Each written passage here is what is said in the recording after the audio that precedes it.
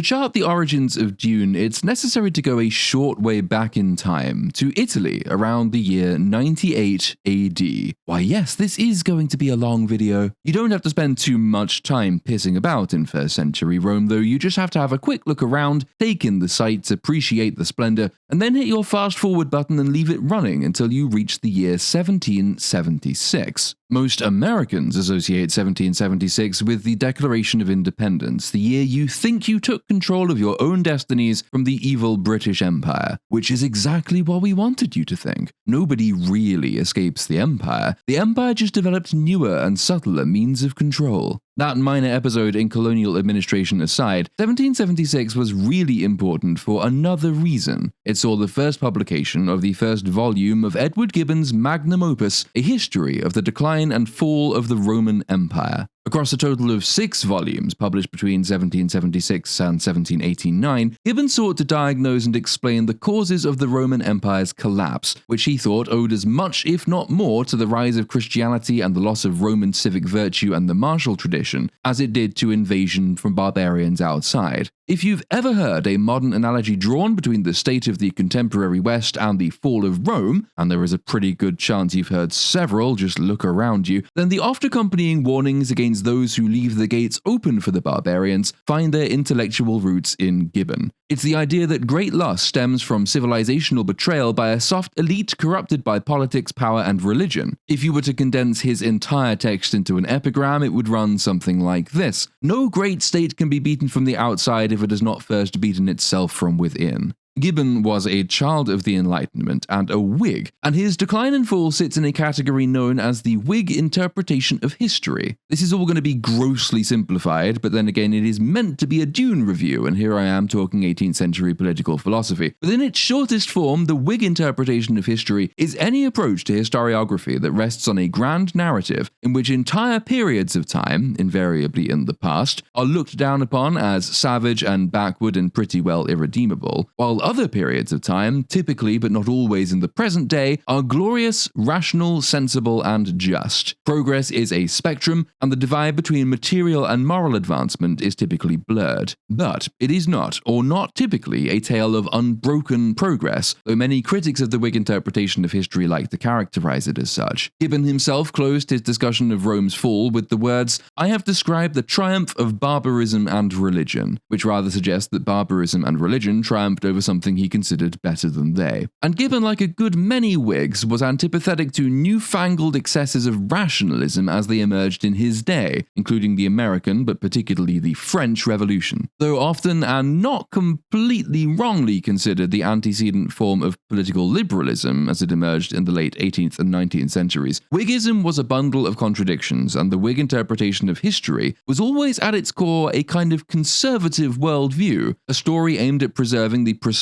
political forms of its philosophy over and above the precepts of its philosophy. So, for the likes of Gibbon and the English Whigs, those were the power structures and social orders that developed during their time, like parliamentary democracy, constitutional monarchy, the Westminster system, Protestantism over Catholicism. While for the likes of at least some American Whigs, who were more heavily influenced by the liberalism of John Locke, the contradicting notions of republicanism, radical individualism, natural rights, and limited government. Republicans today, who like claiming they've owned the libs on this or that silly political issue, are members of a political party created when Whigs in the North split as the liberal alternative to more conservative Whigs in the South of America. The modern bastardization of the word liberalism to include things that seem completely illiberal is probably a response to the death of Whiggism as a known commodity, because the liberalism of the progressive variety, socially reformist, managerial, and statist, is in important ways a rebranding of Enlightenment Whiggism. It draws its support from these same constituencies, entrepreneurs, urban professionals, social reformers, and Protestants, as the rump of the old Whig party did, and its presumptions, both social and political, reflect a distinctly Whiggish preference for Enlightenment rationalism, the application of thought and academic reason to politics, favoring a system of strong institutions run by managerial intellects overseeing the polis to produce an ordered society. To use Thomas Sowell's formulation, the rationalist Whigs are possessed with the unconstrained vision, or the vision of the anointed. By contrast, liberalism post-Locke is founded on empiricism rather than rationalism, giving at least equal weight to human experience alongside the human intellect. The US Bill of Rights, setting out the the natural right to life, liberty, and the pursuit of happiness falls back directly to Locke, overriding an earlier and more definitively Whiggish formulation, which conferred a right to happiness and not merely to the pursuit of happiness. A right to happiness presupposes a rationally ordered state that could arrive at and confer happiness upon the citizenry, while the right to pursue happiness accepts that no such thing is possible. It is for people to strive, not for the state to dole out. The impossibility of a codified, systematically achieved happiness is the root of what Soule calls the constrained vision or the tragic vision. Paired back to its absolute essentials, you have on the one hand a philosophy in which it's possible for a group of philosopher kings, in all but name, who are immune to corruption and petty vice, to create a rational and harmonious society from the top down, and on the other hand you have a philosophy that holds such people are impossible and so such things are unattainable, and the most flourishing society will emerge from the natural exchange of goods and ideas among a free people. Perhaps no single figure in American politics embodies the essential Whiggishness of progressivism than Franklin Delano Roosevelt, who brings us surprisingly close to the point I'm making with this section. FDR is almost universally feted by the latter-day Whigs with their unconstrained vision, and since they occupy almost every position of real power and influence in the United States, which is why it's such a sensible, well-run, rational country, he's attained almost messianic status among the cultural elite. Everybody knows the basic version of this monomyth. The United States was languishing in a Great Depression brought about by market failure until FDR initiated an unprecedented program of government intervention that returned prosperity to the nation. The Roosevelt administration popularized the term brains trust for a close-knit group of political advisors, experts in particular and usually scientific fields, who together composed the various interlocking parts of the New Deal's intellectual apparatus. And even today you find their likes, in scientific and legal professions particularly, especially likely to endorse equivalent policies to solve whatever the latest crisis might happen to be. The notion that FDR ended the Great Depression is very seldom questioned by progressives, not because it is unquestionable, but because it's an integral part of their monomyth, which is based on Whiggish Enlightenment rationalism. Much the same, by the way, is true of the Attlee government's welfare state in Britain. Convincing arguments can be and have been made that New Deal policies in fact prolonged the Depression, just as the welfare state slowed Britain's post-war recovery, and stimulus packages in 2008 failed to stimulate much except inflation. But when those arguments are made, the response is invariably to doubt the moral premise. You oppose this unemployment program, so you must hate the unemployed, right? You oppose this healthcare system? Oh God, you heartless bastard, why do you hate the sick? Etc. These types of responses illustrate that the assumptions made by the unconstrained vision are essentially moral ones, not political ones, born of the Enlightenment rationalist belief that there is one supreme solution to any problem, not mere trade-offs in the case of every problem. It's not FDR's political stature or his force of personality that make him an iconic figure, though both were and remain powerful influences. Rather, it's the victory he won for a foundational world belief. FDR and the New Deal myth are examples of the Whig interpretation of history, claimed victories for rational management over the chaotic violence of a population of unfettered barbarians, whose freedom led to a collapse. Now yes, this is all part of a Dune review, and trust me, we're getting there, but we've got one more stop to make before we arrive. The year is now 1951, and Isaac Asimov has just published the first book in his Foundation trilogy. Understanding what Dune is requires that we understand the work it borrows so heavily from and then subverts so much of. Continuing on this narrative from the Platoon interpretation of history, Isaac Asimov was unusual among the great science fiction writers of his day in that his politics and his worldview remained pretty much entirely consistent and unchanging throughout his adult life. While his friend Robert Heinlein drifted away from what was once their shared belief and to a position actually not far removed from Frank Herbert's, something we'd be obliged to call libertarian if I'd not at least tried to redeem the old term liberalism. Asimov was a stout and devout New Deal believer, and because no good author is ever truly dead, his Whiggish Enlightenment rationalist progressivism really is the foundation of foundation. It is precisely Asimov's scientific qualifications that predict his political leanings. Prior to his success in fiction, Asimov was a fated writer on science in the non-fiction realm. He'd later formed the cordial Asimov-Clarke treaty in the back of a cab with Arthur C. Clarke, in which both agreed to refer to Clarke as the best science fiction writer and Asimov as the best science writer. And Whig history is quite closely correlated with the strict sciences. After all, it's very easy to succumb to survivorship bias in any historical treatment of science. Even pretty well everyone is familiar with the family tree of successful experiments and theories, while nobody can count the number of failures and dead ends that produce no results. The only safe assumption is that these failures vastly outnumber outnumber successes. We remember Newton for his work on gravity and celestial mechanics. We usually forget that he was also an alchemist who stuck needles in his own eyes in a bid to see more parts of the color spectrum. Many science writers today, from Steven Pinker to Sam Harris, Lawrence Krauss, Richard Dawkins, and the late Stephen Hawking, evince Whiggish Asimovian views on domestic policy matters, because science proceeds from the belief in the rational orderliness of the cosmos itself. If it can work for general relativity, so the theory goes, it should be able to work at general elections as well. Pinker, Harris, Krauss, and Dawkins in particular have been known to get rather frustrated when treating with people whose views seem, sometimes rightly, irrational to them. A certain unease with democracy is part and parcel of the Whiggish mindset, since democracy very often undermines the systems scientific Whigs would impose to keep people in order. Whigs were early opponents of an overbearing executive branch of the United States government precisely because it gave the people too much agency in electing a powerful monarch. They much preferred the bureaucratic quagmire that emerged from a strong legislative branch, and as we see from today's society and politics, they pretty much got their wish. This is, by the way, a subtle but profound difference between Whig and Marxist historiography and philosophy. Both nominally seek to use science to achieve a rationally ordered and fair society, which is why quite a few Whiggish scientific types dallied with socialist and Marxist movements throughout their lives. Several of FDR's New Deal Brains Trust members were distinctly soft on the Soviet Union, including his one-time Vice President Henry Wallace. Asimov himself fellow-traveled with a sub-Marxist group called the Futurians for a time, and his interests in the leftmost political movements of his day were strong enough to warrant FBI surveillance. That his rise to fame accompanied the discovery of a Soviet agent going by the pen name Rob Prof was thought by some to be rather more than coincidence, though it's important to stress that no solid evidence emerged then or since to confirm a link. But many, if not most, who dallied with communism proper found their way back toward what leftists would call the political center, and what everybody else typically regards as left liberal orthodoxy, a position pretty much synonymous with social democracy, and what I'm here arguing is really an extension of scientific Whiggism. That change results from the fact that Whig history becomes essentially conservative once its adherents gain political power, while Marxian philosophy, though it makes equivalent claims to scientific rightness, is never content to sit at the end point of history. You can today find an essay on Arthur C. Clarke in The Socialist Worker, which laments that the perfectly rational Whiggish society ushered in by benevolent aliens in childhood's end, a society that is ordered, equal, fair and harmonious and lovely, merely represents the political values of, yeah, of course, straight white males, and so, perfect though it might seem, it is still inadequate. And though that's not a mischaracterization, feel free to read it for yourself, the link's in the description. The essential difference is that scientific Whigs have a concept of perfection, and they're content to try and preserve themselves once the institutions of government have been properly shielded from pesky inconveniences like democracy, while perfection to the Marxist is the tail of the snake. It doesn't matter if a Whig creates society a Marxist promises they really want to, as Clarke does in Childhood's End and as Asimov arguably does in Foundation. Because while Whiggism is an institutionalist philosophy, Marxism is an eternally oppositional one. The Whig can theoretically strike perfection, the Marxist will never be content with it. I began this section with Edward Gibbon because Asimov, to use his own words, built Foundation off a little cribbin from Edward Gibbon. Foundation actually stems from an older and shorter Asimov work with similar themes. Nightfall is the story of a planet constantly illuminated with the light of many suns that suffers a rare total eclipse. The resulting darkness sees the world collapse into irrational terror, with rioting mobs destroying a whole civilization's worth of scientific progress and knowledge. This betrays the essential mentality beneath Whiggism's superstructure of rational governance, which is thought necessary because without it, man will turn into a violent Hobbesian state of nature. Without the rulers, there must be chaos, the victory of barbarism and religion, to use Gibbon's words a second time. But Foundation takes things much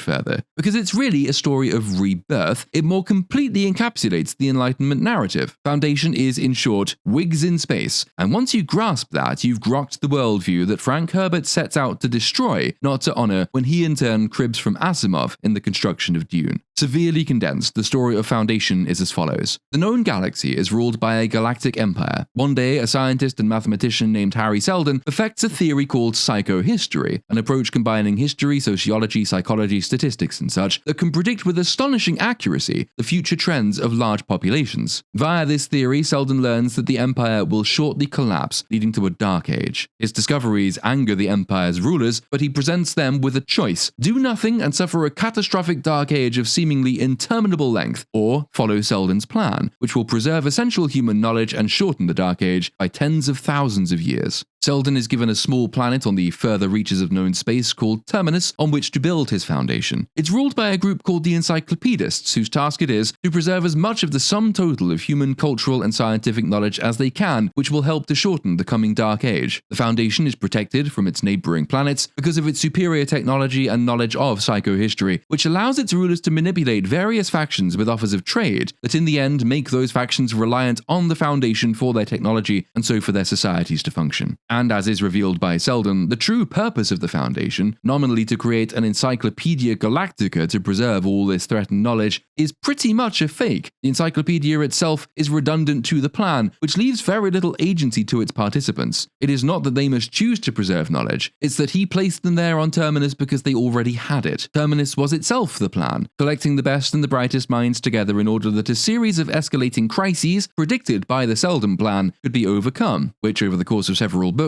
they duly are. The Foundation's superior technology and the reliance on that technology by neighboring systems sees a trading guild established which steadily grows in power and influence as those neighboring systems become more and more reliant on Foundation tech, including atomics. Over time, the Foundation itself becomes powerful enough to add many more systems to its direct control. It's not until the second book that the Selden plan runs into its first real hitch. Foundation and Empire sees the emergence of a powerful psychic warlord called the Mule, whom psychohistory did not predict. The Foundation on Terminus, being concerned with mastery over the physical sciences, is ill-prepared to deal with a man whose power rests in bending people's emotions to his will. For reference, see several years' worth of fear and frustration by the great and the good about the Trump phenomenon, which sways irrational, low-information voters by emotional appeals to their bigotry. Since Selden mentioned the existence of a second Foundation, the Foundation on Terminus sets out to discover its location in the hopes it might aid them in the fight against the Mule, unaware that the Mule has infiltrated their ranks and is using their search to find and subjugate the Second Foundation himself. This brings us then to the book, The Second Foundation, which is the last of the Foundation series to be published before Frank Herbert releases Dune, being released some 12 years prior in 1953. Since it's the last one Herbert would have had in mind when constructing his world in Dune, at least the first couple of books, we can close our Foundation summary with this third entry.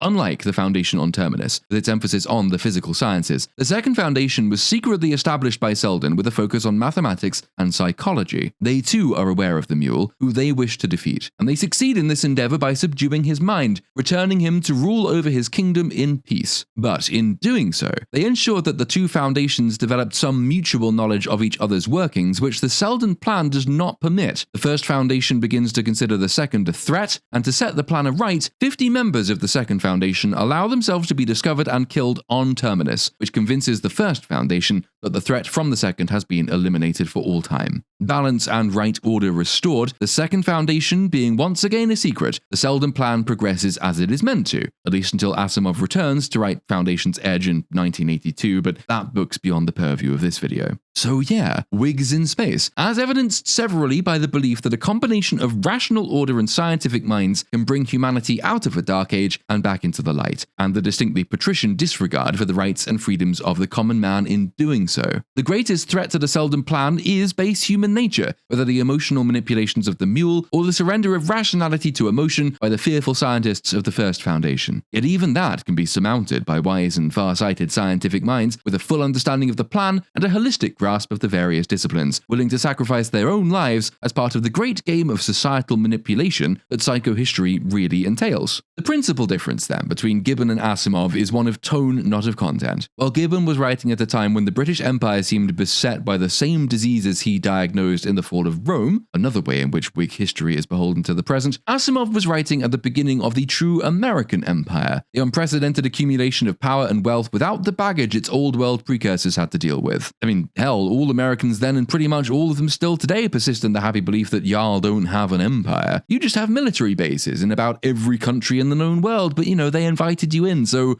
it's totally different, don't mention Lend-Lease. While Gibbon could essentially lament that no Whig was around to save the Romans from barbarism, Asimov could posit a future in which the Whigs saved an empire whose troubles were far distant. So you can find every key ingredient of Whiggism, including several of its contradictions, in the Foundation series. Even later books that take darker turns or indulge in a more nuanced critique of an empire that had evolved in reality as its fictional equivalent was being written, the solutions remained largely the same: a faith in reason, rationality, rationality, the guiding hand of the far-sighted intellectual trumps any and all challenges, almost always without the need for force and violence. Base instincts and human tendencies can all be manipulated and mitigated by the scientific mind. The Foundation's success is the victory of mind over matter, of economics over warfare, of psychology over democracy, and of functionalist sociology over true belief and religion. That saving civilization, really amounting to saving an empire, so often relies on manipulating people, on lying to them, on giving them false gods so they might be tricked into goodness, isn't a bug, but rather a feature of the Whiggish progressive mindset. It's not that Harry Seldon is a messiah in Foundation, it's that the enlightened psychohistorians understand it would be useful if he were to be seen as such. Part 3 of the first Foundation book sees the technologists of Terminus present themselves as magicians to neighboring peoples stuck in barbarism, playing off Arthur Clarke's maxim that any sufficiently advanced technology is indistinguishable from magic, and showing Gibbon that a sufficiently enlightened group of people can use religion to set barbarism on a profitable path. To use a phrase recently popular among the Whigs' descendants, the adults are in charge, the unspoken extension of which being, they think you're a bunch of children. And there's probably no better example of the differences between the constrained and the unconstrained vision in all of science fiction as can be found by comparing all of that with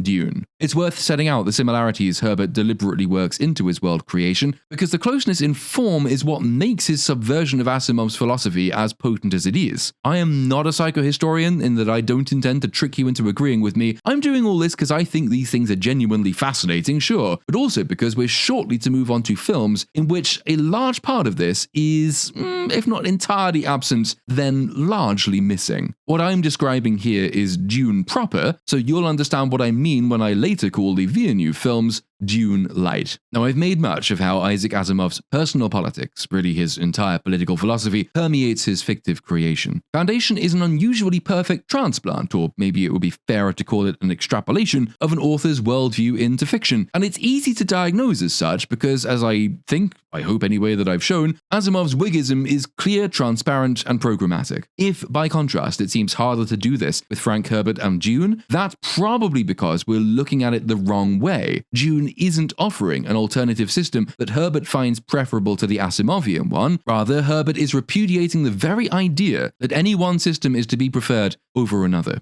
It's the following comparison, by the way, which reveals the essential shallowness of the much more popular array of comparisons being drawn in the wake of the Villeneuve films to Star Wars and to The Lord of the Rings in particular. That those comparisons are even seen as viable by any thinking person is at least partly explained by the fact very few people making them have ever read Dune. And the Villeneuve films leave so much out that the difference doesn't seem as stark as it really is. Because Frank Herbert's complete subversion of Asimov's worldview, and I'm really just explaining it here, I'm not making a value judgment of its merits, well, it extends far beyond a repudiation of 60s liberalism, continuity Whiggism, or whatever you choose to call it. It subverts the cultural artifacts that comprise that vision, the story types, the archetypes that accompany it. The idea of societal morality and moral progress isn't confined to Whig history, though the Protestant influence is absolutely responsible for the impression of a linear moral spectrum. Herbert, though, finds any notion of moral and political hegemony unrealistic and undesirable. To quote from his essay, Science Fiction and a World in Crisis, the holders of power in this world have not awakened to the realization that there is no single model of a society, a species, or an individual. There are a variety of models to meet a variety of needs. They meet different expectations and have different goals. The aim of that force which impels us to live may be to produce as many different models as possible. And that suggestion, which sits some way between libertarianism and the kind of postmodern relativism that was beginning to flourish in the academy while Herbert himself was writing, well, that doesn't just offend against Asimov's vision of the future, but arguably against the Tolkienian worldview as well, given it pretty much precludes a universal Christian rightness that any Catholic really must believe in, and as Tolkien himself certainly did. In fact, as a little anecdote, Tolkien once said he had very little time for modern fiction, but he made an exception for Isaac Asimov. By contrast, when a reader asked him what he thought of Frank Herbert's Dune, he replied, and I quote, "It's impossible for an author still writing to be fair to another author working along the same lines. At least I find it so. In fact, I dislike Dune with some intensity, and in that unfortunate case, it is much the best and fairest to another author to keep silent and refuse to comment."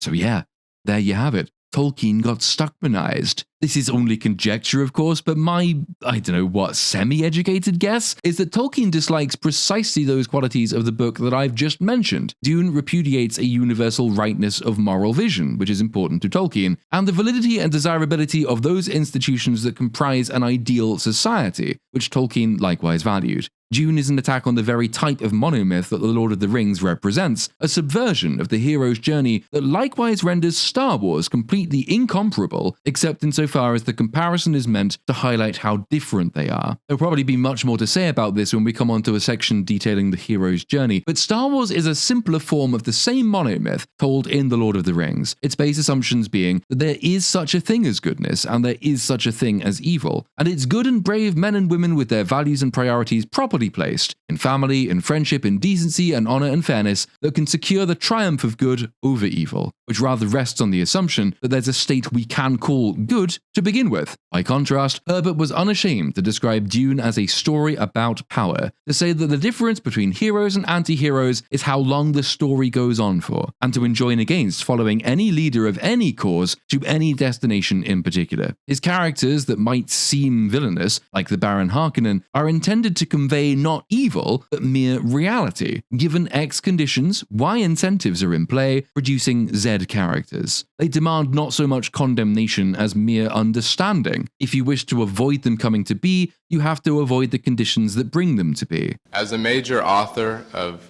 great creativity and insight, you have gained the respect of millions. Yet, gee, watch out for my head. It's coming up like a balloon. I think it's going to go down in a sec. Yet you have chosen to cast token gay characters in a negative light. The images that you present in your popular work, Dune, and its movie specifically, can only I didn't do the movie, you understand that. Can only promote bigotry and violence against lesbians and gay men. And of course, science, what I was doing with the with the gay population there, I was only saying one thing. I was saying that homosexuality is a natural occurrence in our society. In your teens, you're naturally this way, and some people are beyond. And primitive societies have dealt with it in a different way than our society deals with it. And lots of times we create the aberrant gay, and there are aberrant gays just as there are aberrant other individuals, by our social reactions to them. And I just gave you an aberrant gay in the Dune books. But what I was also saying to you was that sadomasochism sometimes is a part of this. I can give you chapter and verse on that. And that gays have a much harder problem coming out of the social pressures than the rest of us do in many instances. But I didn't have anything else in mind for this. That was what I was doing. If there's any modern comparison then to be made with Dune, it's not Star Wars, it's not The Lord of the Rings, it's certainly not Foundation, it's Game of Thrones. Or, and I might touch on this later just to, be a dick, maybe even The Last Jedi. Now, because Whig history lends itself so readily to science, its adherents quite often pass attacks on the end state of Whiggism, that state of goodness so described, as attacks on science, something Asimov almost does himself when commenting on Herbert's cohort of 60s science fiction writers. There is a growing tendency to delete the science from science fiction, he said. There are science fiction writers who think that science is a bad thing and that science fiction is a wonderful field in which to make this plain. This is part of a much more general attitude that society is a bad thing and must be destroyed before a new and better system can be evolved. This may strike youngsters today as a daring and novel notion, but when great-grandfather was a boy, they called it nihilism. I'm afraid I'm too square to be called a nihilist. That criticism is partly right of Dune, but it's too broad to be perfectly accurate, since there are several important differences as well as common assumptions between postmodern and libertarian or Lockean liberal philosophies. While there's often no limiting principle to postmodernism, which makes Asimov's attack on those who seek society's destruction apt when treating with postmodernist writers, that's the Marxist snake eating its tail again, it tends to err when applied to writers like Frank Herbert and even J.G. Ballard, whose approach is motivated by the constrained vision, and so finds a more comfortable fit under the label libertarian than postmodern. As we'll see, it's not that Herbert in particular believes society must be destroyed before it can be remade, it's that he rejects the Whiggish model of societal development tout court. He evinces no desire to tear down society and rebuild. Rather, he believes, and this is the root cause of the disconnect between the Whigs and the Lockean liberals, that societies make themselves. Contra Asimov, for Herbert, it's the desire to impose rational and especially unitary systems on people that creates instability that leads to destruction. Destruction isn't desirable, but it's the natural outcome of the Asimovian worldview. The two writers not only represent but inherit diametrically opposed positions, in other words. On the one hand, you have Isaac Asimov, born in Soviet Russia to a heterodox family nonetheless steeped in traditions of Orthodox Judaism, who becomes a young and bookish American teenager in Brooklyn who's seldom out of libraries. He seems to have demonstrated an early aversion to the grubbier and bloodier aspects of practical science, switching from biology to chemistry after being asked to dissect a cat. His wartime service was in civilian fields as a chemist. He had a deep fear of flying, so he seldom traveled long distances until he was able to afford passage on cruise ships later in life. His first experience of financial stability came via a government job, then later as a writer. His lifestyle, experiences, and temperament were in every way academic, a life of letters lived at a distance, an absence of practice, leaving room for philosophy and theory. Given that background, it's of absolutely no surprise that his worldview was what it was, and why Herbert's worldview would have seemed so strange to him. It's easy to think you can impose rational systems on people if you don't have to meet too many irrational people face to face. Do you have a political agenda, if I may call it that? Or to what extent do you have a political agenda? I mean, that may be a better question. Well, let's put it this way. I am firmly convinced that the problems we face, all the problems humanity faces now, are global in nature. In other words, if the ozone layer is disappearing, it's disappearing for everybody, not just for Americans or just for Egyptians. If we're dealing with overpopulation, the effect on the earth is universal. With pollution, there's only one ocean, one atmosphere, and we're polluting it for all of us, whoever pollutes it. And there's no way in which we're ever going to solve these problems all by ourselves. No nation can do it by itself. The only way a sensible attack on these problems can be made is by international cooperation, a global effort. So I'm all for international cooperation. I'm against not only war, but I'm against the fact that the world spends $500 billion every year just preparing for wars that they don't dare fight. And that $500 billion that goes into weapons of war, into standing armies, into all kinds of chazarai, can't be used for anything else, and isn't. So that we're short on dough for things to combat acid rain, for instance. We can't figure out what to do about a host of problems because we're spending not only all our money, but all our effort and all our emotion on this useless thing of nation versus nation, which may destroy us all. Now, when you go through that litany, it comes back again, I must say, to the notion of how in the world do you equate those threats, the things we are doing to ourselves, with this rationality that you assume to prevail in the nature of human nature. Well, what stands in the way of us attacking these things in a global sense? Mostly irrational feelings about I'm better than you are. Each nation suspects its neighbors. There's a kind of awareness of enormous differences that don't really exist. You know, what is the major difference between the Northern Irish who are Protestant and the Northern Ireland who are Catholic? Protestants and Catholics exist together in all the world. Why can't they exist together in Northern Ireland? What keeps them apart? Keeps them killing each other for decade after decade. What is there about the Israelis and the Palestinians that makes it impossible for them to see each other's point of view? There's a difference in religion, yes, but surely we're past the idea of wars of religion.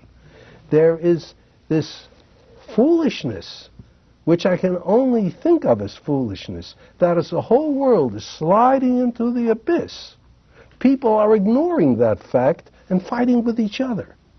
Who cares who's going to win when everyone's going to lose? So that we have irrationality keeping us from really attempting to tackle the problems. Herbert, on the other hand, was about as far removed from this life as you could probably get. His childhood was highly heterodox. His parents were members of the Social Democracy of America movement, from whence stems the modern Democratic Socialists of America, and so my innate distrust of anyone who calls themselves a social democrat. He lived on a socialist commune during his early childhood, and this turned him into a Republican, but not because he saw through the lies and failures of socialism necessarily, which would be too neat and academic an explanation. Everybody knows the thing about liberals getting mugged by reality. That is not quite the Herbert story. Rather, the Great Depression formed his socio-political views just as surely as the New Deal solidified Asimov's. Living on a commune where he was taught to hunt and fish and grow his own food, Herbert was one of a precious few Americans who could emerge from the Depression having had what was, by his own account, a good time of it. Herbert had been saved by learning the value of self-sufficiency, which was only reinforced by the collapse of the imposed nation system around him that drove those who relied upon it to poverty and to despair. Young Herbert's deep skepticism of the planned economy was well-founded. Unemployment dropped from 9% to 6% in the 12 months following the Great Depression. It then shot up into the double digits only after another Herbert, President Hoover, stepped in to fix things, and it remained there while FDR and his brains trust set about their own rationalist revolution. No essay section titled The Origins of Dune could admit that during this period and well into his later life, Herbert developed a fascination with Native American culture, stemming from a time when he was semi-adopted by a native man named Henry, whom he lived with in the wilderness for a period of around 2 years. That lifelong fascination informs a lot of Dune, to such a degree, in fact, that Herbert would seldom fail to pivot back to talking about Native Americans in Oregon, even when asked about the seemingly much clearer Islamic influences in his novels. He later developed a fascination with Jungian psychoanalysis, ecology, mushrooms, and other things, but the overabiding lesson was the desirability of organic society and the deep-seated distrust of top-down politics, grand visions, and charismatic leaders. He was scathing of brains trust 25-year plans based on crystal ball predictions in ivory towers imposed upon entire nations at once. But he extolled the practical, dirty primary source science and innovation practiced in the field by dry earth ecologists, to whom the first Dune book is dedicated. In 1933, Franklin Roosevelt appointed a group that you may have heard about. It's called the Brain Trust. The Brain Trust was supposed to lay out the course of hard science and social development for the next 25 years through 1958, right? The interesting thing to me was to look at what they did not mention. No transistors, no atomic energy, no antibiotics, no faster than sound travel, no space probes. I mean, the U-2 preceded that, you see. And no World War II. Now, it struck me that those things had some sort of influence on those 25 years. So I started looking at prediction, and I've been following it very carefully ever since. Herman Kahn, the late Herman Kahn, fascinated me because he was another one of these absolutists, as Roosevelt was, because by appointing the Brain Trust, he was playing along with this mythology that you can lay out the future. And the whole idea of the future struck me as rather interesting because that's almost a Presbyterian statement. If it's the future, it's already there, and we're just approaching it. Nothing's going to change. It'll just unfold suddenly, and there it'll be. So the future is one of these great mythological statements that's buried in the language. What I'm addressing is this whole idea of absolutes and your helplessness in the face of such overwhelming movements in mankind. Now, we get overwhelmed occasionally, but I think each of us has a future, and lots of times individuals can have a tremendous influence on the futures of all of us. I don't have to list the people from Michelangelo on, just from that time, to make this an important statement to you. When writing about sands, he walked in deserts. When writing about the ocean, he built and tested submarines. When writing on the environment, he invented new types of windmill and tested methane capture devices in his own home, which requires some considerable bravery. Herbert is proof that experience tends to form very different political proclivities than book learning does, and that there's a significant difference between the type of mind that's attracted to the physical sciences and the type applied to the applied sciences. If it seems at all strange that the person I've just described should vote Republican consistently, it's only because we've made a habit of forgetting roots that were then much closer in time. Lockean liberalism is not a doctrinaire party political movement, but it lends itself to a radical repudiation of those things. Herbert liked Richard Nixon because Richard Nixon showed everyone that power is amenable to the corruptible. Herbert feared Kennedy because everybody loved Kennedy because he was young and charismatic. This feeds into his depiction of Paul Atreides. But he liked Ronald Reagan because Reagan was paranoid about his own bureaucrats. Herbert went so far as to propose a system of what he called great juries, where computers would randomly select members of the population and empower them to fire any member of the government or the bureaucracy for any cause at any time. You see, I think that one of the most serious errors that we made as a democracy was the creation of a civil service. And it was sold to us on the basis of a lie. The lie was that that was the only way to correct the excesses of the spoils system. It was not the only way. But what it did was it took a greater and greater element of power out of the control of the voter. It watered down your vote. And every bureaucracy of this kind in history, and I have read my history carefully, every such bureaucracy eventually becomes an aristocracy, just as it has in the Soviet Union. They have demonstrated the truth of what I'm telling you. They have developed an aristocratic bureaucracy over there. What are the tests of an aristocracy? The aristocrats get all the perks.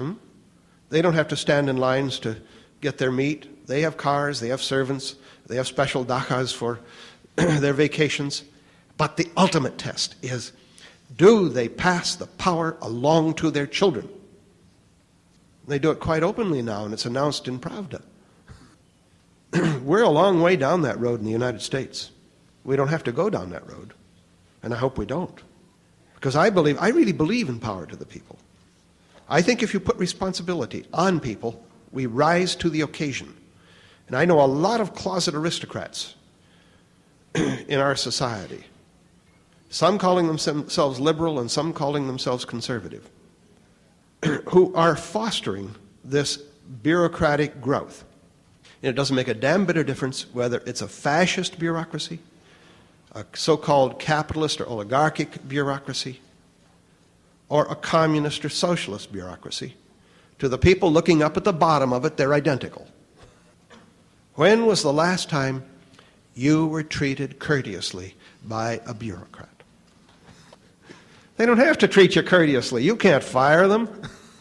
You can't vote them out of office. All of this because he believed it would create conditions more suitable for what might otherwise be thought left-wing priorities and proclivities, from indigenous rights to environmental protection, about which he was certainly romantic, but not at the complete expense of reason. He was under no illusions, for example, that the Indians would have hunted the bison to extinction without the intervention of the white man after they developed the habit of driving bison off of cliffs. If white or Western man seems to attract more of the ire in his books, and indeed in his interviews, it could be taken as a backhanded compliment. The imposition of complex political systems is, after all, Western man's unique achievement. It just so happens to be the thing Herbert believes does the most damage to mankind. This is a point surprisingly hard to get across the philosophical divide, largely because we come at these things from worldviews that stem as much from our psychology as from our reason. The unconstrained vision has a hard job understanding the basic premise of the constrained vision, and the constrained vision is always and everywhere frustrated that the unconstrained vision rules. Whiggish types, for example, tend to believe that the only alternative to their ordered society is somebody else's ordered society with conflicting values. The tendency among rationalists is to assume that the equal application of reason produces the same result wherever it's applied, from which presumption comes the impulse to Whig history. The only way we can solve a problem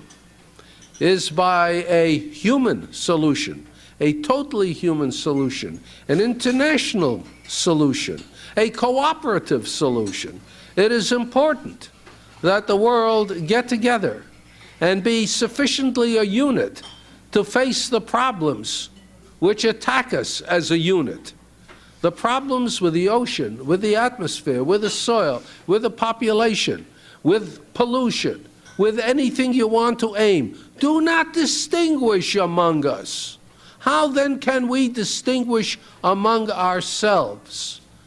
There must be some way of getting together and of deciding not that the United States will tell Brazil what to do, not what Brazil will tell the United States what to do, but what the people of the earth will tell themselves they must do. We have no difficulty applying this principle to the United States itself. We don't say that New York hasn't got the right to tell California what to do, that California hasn't got the right to tell Florida what to do.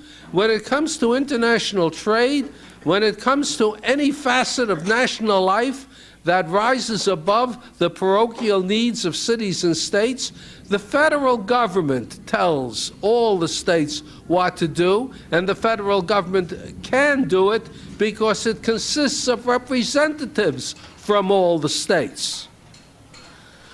Well, what we need is some sort of federal world government, and the only problem is how we manage to do that.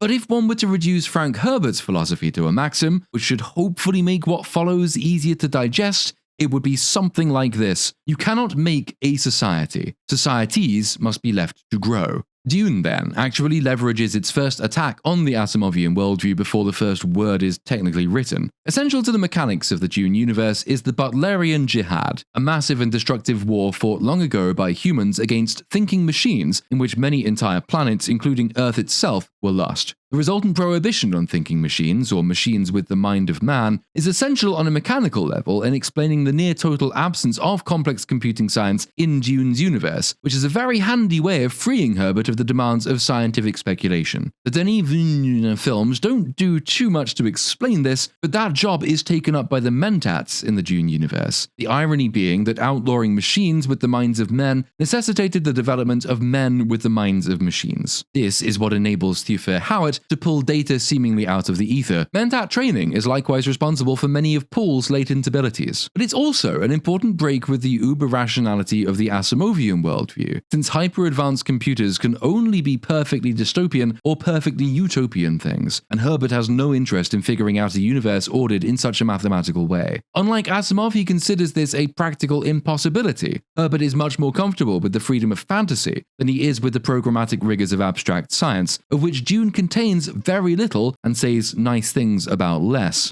This inversion making is all integral to Herbert's approach. The advice he gives to prospective writers is sound on a general level, before we get to the specific subversions he makes of Foundation. If you want a goldmine of science fiction material, he says, pull the assumptions out of the current bestseller list. Turn those assumptions over. Look at them from every angle you can imagine. Tear them apart. Put them back together. Put your new construction on another planet or on this planet changed, and place believable human beings into the conflict thus created. It's a fun thing to do. Has anyone yet tried making a version of Star Wars where the Empire was in the right? The art of subversion really rests in similarity, just as accuracy is what separates satire from parody. The Butlerian Jihad is functionally equivalent to the fall of the Empire in Foundation, with the same underlying causes found in Gibbon's account of Rome: comfort and indolence resulting from, and then destroying, wealth and technological progress. Both novels begin with political wrangling, forcing a fated group to relocate from the political center to the outlying reaches of a decaying empire. The subversion is that in Foundation, the galaxy regenerates from Terminus, shortening a dark age, while in Dune, the attempt to impose a new order from Arrakis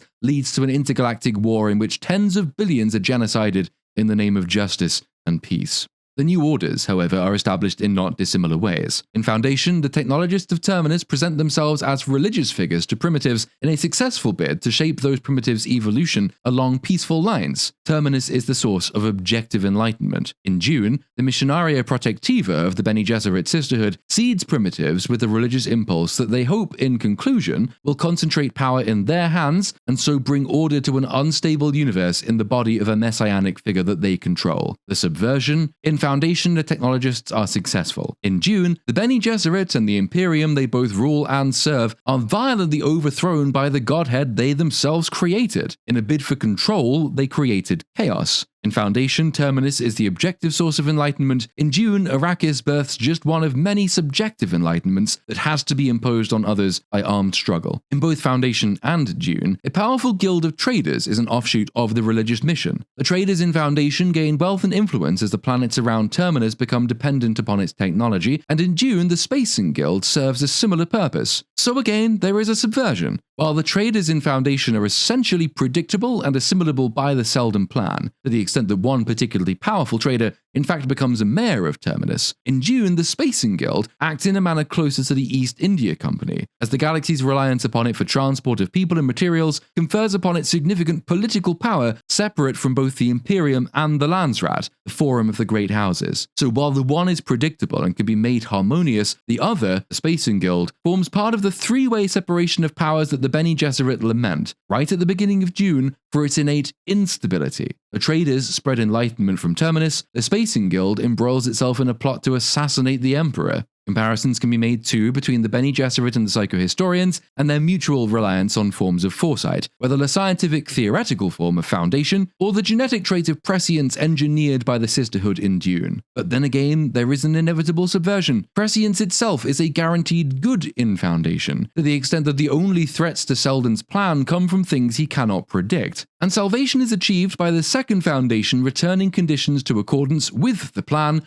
making things once again ordered and so predictable. In Dune, meanwhile, the lesson is pretty much the precise opposite, since it's the machinations of the prescient classes, the Spacing Guild, the Bene Gesserit, and the Mentats, that produce destabilizing plots and ideologies, and both of that universe's most powerfully prescient characters, Paul Atreides in the first instance, and later his son Leto II, are most closely associated with absolute destruction, reluctantly in the first instance, willfully in the second. In Foundation, the control enabled by prescience is desirable, even essential. In Dune, control inevitably breeds chaotic mass destruction. In Herbert's mind, and indeed in his words, the power privilege afforded to scientists in the Asimovian world cannot work because, and I quote, such non-symmetrical relationships inevitably produce shattering crises. That brings us pretty much to the close of this section, in which I've attempted to go back a little bit further than the immediate origins of Dune as a specific creation. This section has been about the origin of intent, which is born of philosophy, and so I've pretty much omitted the origin of specific ideas within Dune itself, which bits of which cultures inspire what elements of Dune. Those are incredibly interesting in their own right, the influence of the House of Atreus on the character and journey of House Atreides, the Russian influence on the Harkonnens, Herbert's journey from sand dune management in Oregon to desert mythologies and their messianic tendencies, the fact that while you can make obvious oil analogies,